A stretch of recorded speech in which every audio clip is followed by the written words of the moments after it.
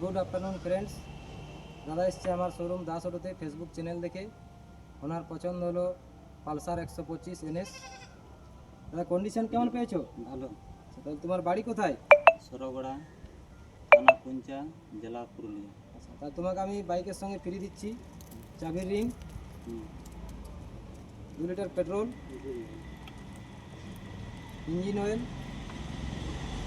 আপনি সাথে বললে আপনারা এবার পেয়ে যাবেন উইং ফিচার,